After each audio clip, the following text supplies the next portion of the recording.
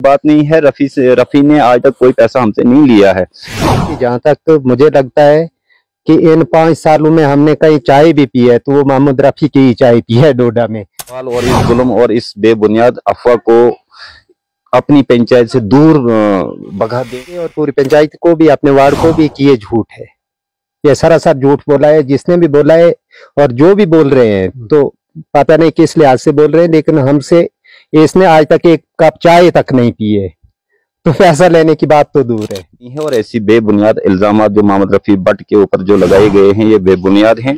हमारी तरफ से, मेरी कौरम की तरफ से तो ऐसा कुछ नहीं है। बुरी लगती है। आपने देखा टाइल वर्क हर घर को टच करती है। आप मुझे बताइए कि आपकी पंचायत में, पंचायत कोटी में ऐसा देखने को 5 सालों में क्यों नहीं मिला?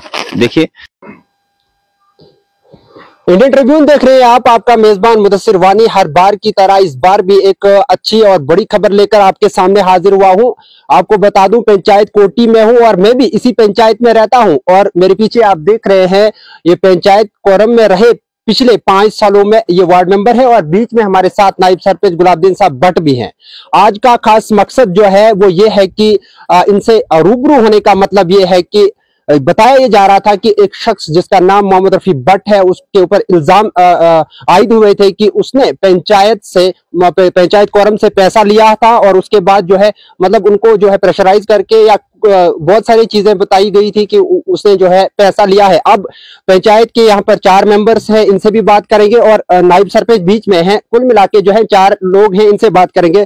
नायब सरपंच साहब, सबसे पहले आपका इस्तकबाल भी करते हैं। जानना चाहेंगे, काफी शोर देखने को मिला और लोगों तक भी ये आवाज गई कि मोहम्मद रफी भट्ट को पंचायत की तरफ से पैसा मिला गया और उसको जो है चुप कराया गया। क्या कुछ हकीकत है, जरा बताएंगे? शुक्रिया मुदस्सिर साहब। सबसे पहले तो हम आपका शुक्रिया और आपके चैनल का शुक्रिया अदा करते हैं कि आप वक्तन फवक्तन यहाँ आके जो हकीकत ग्राउंड सिचुएशन होती है, हर इंसान के साथ आप जुड़े रहते हैं, पूछते हो कि हकीकत क्या है। इसी सिलसिले में जैसे आपने मोहम्मद रफी भट्ट साहब का जो जहां तक आपने नाम लिया, ये एक ही मोहम्मद रफी भट्ट साहब नहीं है, ये हमारी पंचायत के अंदर बहुत बड़ा एक जवाल और जुल्म हो रहा है। एक दूसरे के ऊपर तहमतें लगाना, एक दूसरे के ऊपर इल्जामात देना, चाहे वो ग्राउंड पे कितना सच हो कितना झूठ हो, ये लोग नहीं सोचते हैं। ये सिर्फ लोग ये सोचते हैं या बोलने वाला कोई एक होता है अनासिर जो इलाके के अंदर माहौल को खराब करना चाहता है, एक दूसरे के साथ क्राइसिस बनाना चाहता है, एक भाई को दूसरे भाई के साथ लड़ाने की पूरी साजिश करता है। इसी सिलसिले में आज हमने छोटी सी एक नोटिस पे आपको यहाँ पे बुलाया, आपने यहाँ पे तकलीफ किया कि हम इस जवाल और इस जुल्म और इस बेबुनियाद अफवाह को अपनी पंचायत से दूर भगा दें, कहीं ऐसी खुदी लाइन में डाल दें ऐसे अल्फाजों को।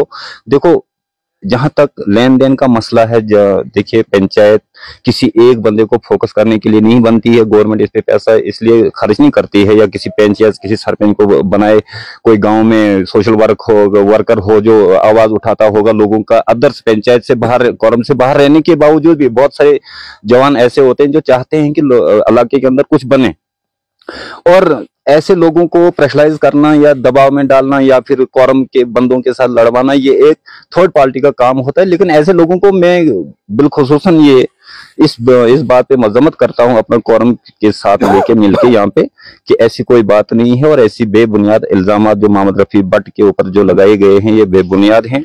हमारी तरफ से, मेरी कोरम की तरफ से तो ऐसा कुछ नहीं है। देखिए, हमारे पास इतनी कौन सी फंडिंग होती है जो कि मतलब किसी थर्ड पार्टी को बंदा दे कि वो कोई बात ना कर सके। इसका मतलब अगला जो है वो होता है वो अपने ज़मीर को बेचने वाला होता है। ऐसा कोई बात नहीं है। मोहम्मद रफी बिल्कुल क्लियर हैं, हमने किसी को पैसे ना दिए हैं, ना हमें आज तक किसी ने ऐसे पैसे मांगे हैं कि बिना काम करने के बिना ही आप हमें 10,000 दे दो, 20,000 दे दो, लाख दे दो, 10 लाख दे दो।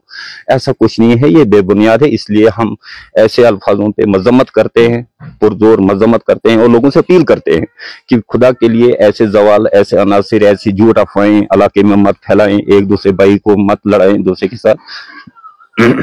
नायब सर से एक जानना चाहेंगे, लगभग अगर पंचायत में 8 लोग थे सरपंच को मिलाकर, तो सिर्फ और सिर्फ 4 लोग हैं। आप ये प्रेस कॉन्फ्रेंस जो दे रहे हैं, आप जो इंट्रो दे रहे हैं एक चैनल के ऊपर, क्या ये अपनी पूरी कोरम की तरफ से दे रहे हैं या फिर सिर्फ ये जो 4 बंदे हैं यहाँ पर आपको मिलाकर सिर्फ 4 बंदों की दे रहे हैं? देखिए, जहां तक एज ए नायब सरपंच तो मैं तो अपनी फिलहाल तो अपनी सफाई में पूरी कोरम की तरफ से दे रहा हूं। इसमें हमारी सरपंच मैडम भी है, शरीक है, क्योंकि वो सरपंच थी, वो लेडीज यहाँ पे था, तो इसलिए वो आ नहीं पाई यहाँ पे, तो उसके भी कुछ मसाइल होंगे।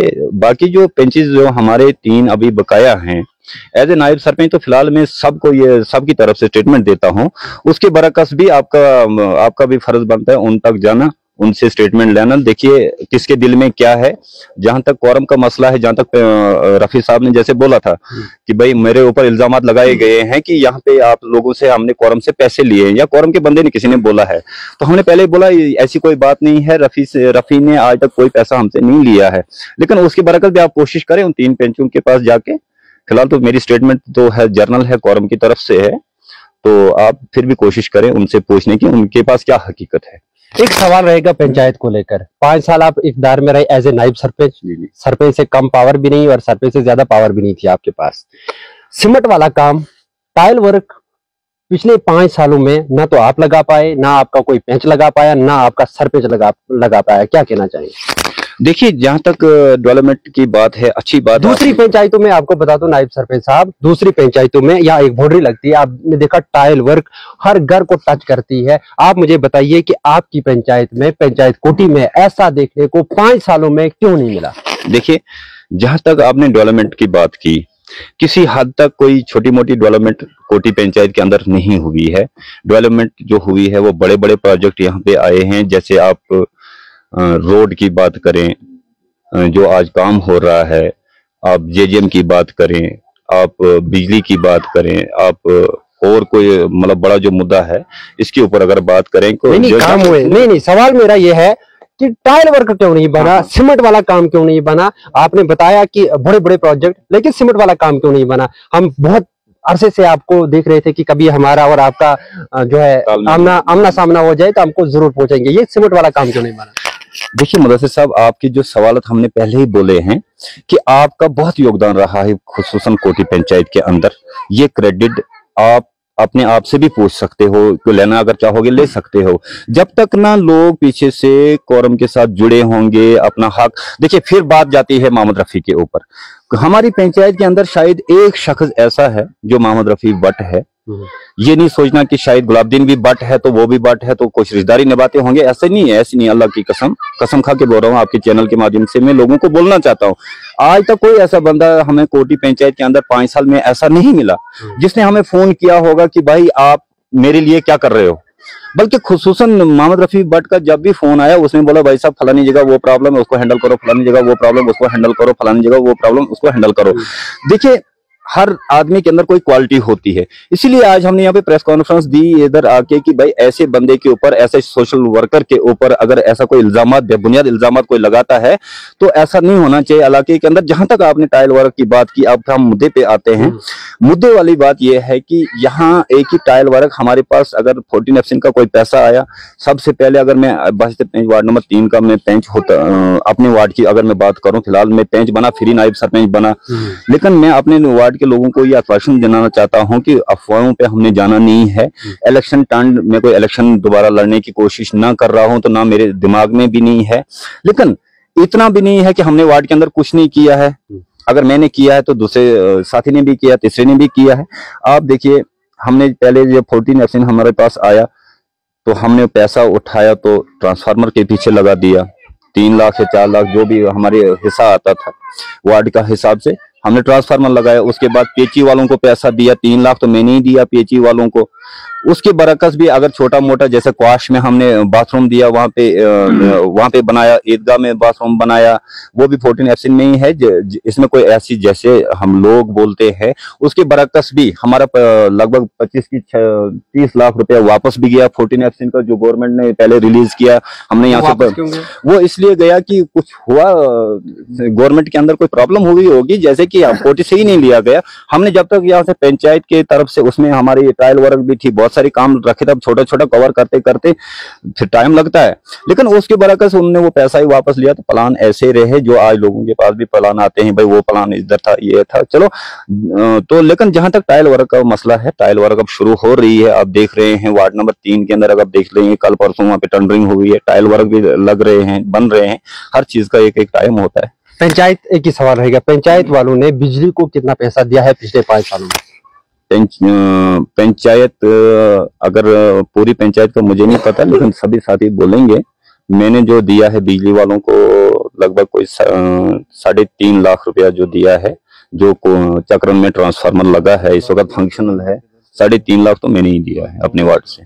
चलिए, मेन मकसद ये था कि रफी भट्ट के ऊपर जो इल्जाम थे वो बेबुनियाद हैं। बिल्कुल बेबुनियाद हैं, और मेरी तरफ से, मेरे कोरम की तरफ से, मेरे साथियों की तरफ से, आप सब की तरफ से, उन अनासरों से ये मैं कहना चाहता हूं कि खुदा के लिए अगर आप पकड़े गए तो आपको हम कोई भी कसर ऐसी नहीं छोड़ेंगे। जो आप इलाके के अंदर इंसानियत को हलाकत करने पे तुले हो, एक दूसरे को लड़ाने की साजिश कर रहे हो, ये कोई डेमोक्रेसी नहीं, ये कोई हिंदुस्तान का आईन नहीं, ये कोई इजाजत नहीं देता है आपको कि आप किसी के किरदार के ऊपर कीचड़ उठाओ, बेबुनियाद बातें बनाते हो, और ऐसे क्या होता है कि इलाके के अंदर क्राइसिस होता है। हम नहीं चाहते हैं।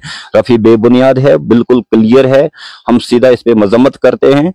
और बाकी पेंचों से भी आप राब्ता करें, उनसे भी इंशाअल्लाह रहमान मुझे पूरी कोशिश है, जब हम चारों ने या हम तीनों ने रफी से कोई कमिटमेंट नहीं की है तो उन्होंने भी नहीं की होगी, ऐसी बात नहीं। बहुत शुक्रिया। अब हमारे साथ उस वार्ड के पेंच है जिस वार्ड में मोहम्मद रफी साहब रहते हैं, और खासकर अगर कुछ हुआ भी होगा तो इनसे हुआ होगा। तो सर, सबसे पहले रामराज जी, आपका स्वागत करते हैं। जानना चाहेंगे, आपके वार्ड में मोहम्मद रफी साहब रहते हैं और इल्जाम उन पे ये हैं, लोग इल्जाम लगा रहे हैं और ये भी बता रहे हैं कि उसको जो है पंचायत की तरफ से पैसा दिया जाता था, जब जब वो कोई बात उठाता था, एक सामाजिक कारकुन की हैसियत से वो बात उठाता था। लेकिन इल्जाम ये है, क्या कहना चाहेंगे? उधर सर साहब, ये तो बिल्कुल बेबुनियाद बातें हैं, क्योंकि जहां तक मुझे लगता है कि इन 5 सालों में हमने कई चाय भी पी है, तो वो मोहम्मद रफी की चाय पी है डोडा में। ये तो बिल्कुल झूठ है, हाँ, सरासर गलत है। पंचायत के लोगों को और अपने वार्ड के लोगों को क्या मैसेज देना चाहेंगे यहाँ से? हम तो यही मैसेज देंगे, और पूरी पंचायत को भी, अपने वार्ड को भी, कि ये झूठ है, ये सरासर झूठ बोला है। जिसने भी बोला है और जो भी बोल रहे हैं, तो पता नहीं किस लिहाज से बोल रहे हैं, लेकिन हमसे इसने आज तक एक कप चाय तक नहीं पी है, तो पैसा लेने की बात तो दूर है।